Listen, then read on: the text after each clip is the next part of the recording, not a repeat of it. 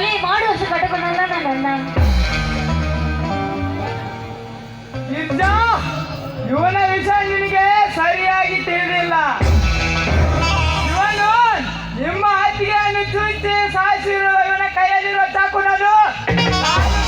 ನಾನು ಕಣ್ಣಾರೆ ಕಂಡಿದ್ದೇನೆ. ನಿಜ, ಕೈಯಲ್ಲಿ ಚಾಕು ಇರಬಹುದು, ಆದ್ರೆ ನನ್ನ ಅತ್ತಿಗೆಯನ್ನು ಕೊಲೆ ಮಾಡುವಷ್ಟು ಕಟುಕನಲ್ಲ ನನ್ನನ್ನ. ಇಲ್ಲ, ನನ್ನನ್ನ ಕೊಲೆ ಮಾಡಿಲ್ಲ.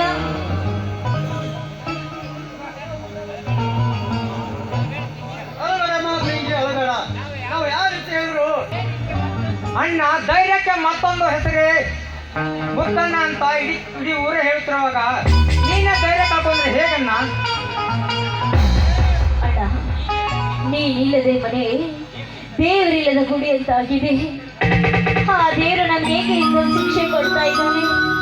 ನಾವೇನು ಅನ್ಯಾಯ ಮಾಡಿದ್ವಿ ಎಂದು ನಮ್ಗೆ ರೀತಿ ಶಿಕ್ಷೆ ಕೊಡ್ತಾ ಇದ್ದಾನೆ.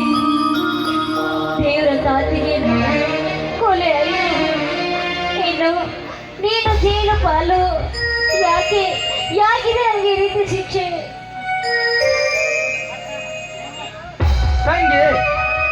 ತಂಗಿ ಅಳಬೇಡಮ್ಮ. ನಿನ್ನ ಕಣ್ಣಲ್ಲಿ ಒಂದಿಷ್ಟು ಕಣ್ಣೀರು ಬಂದರೂ ನನಗೆ ತಡೆದುಕೊಳ್ಳಲಪ್ಪ ಆಗುದಿಲ್ಲಮ್ಮ. ಸಮಾಧಾನ ಮಾಡಿಕೊಮ್ಮ. ಅಣ್ಣ ಅತ್ತಿಗೆ ಚಿಂತೆಯಲ್ಲಿ ಕೊರಗಬೇಡ.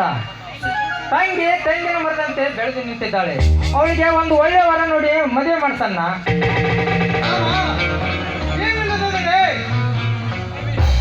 ಕಣ್ಣಿಗೆ ಕಾಣ್ತಿದೆ, ನನ್ನ ಕೈಗಳನ್ನು ಆಡಲಪ್ಪ.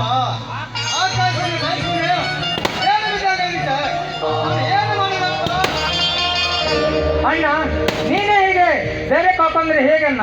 ತಂಗಿ ಹೆದರುತ್ತಾಳೆ, ಧೈರ್ಯ ತಂದ್ಕೋ ಅಣ್ಣ. ಆಗ್ಲಪ್ಪ, ಆ ಬ್ರಹ್ಮನಿಗೆ ನಮ್ಮ ಸಂಸಾರ ನೋಡಕ್ಕೆ ಆಗ್ಲಂಗೆ ನಮ್ಮನ್ನು ಈ ಕಷ್ಟಗಳನ್ನು ನೋಡ್ತಿದ್ದಾನೆ. ಏನೇ ಬಂದದೆ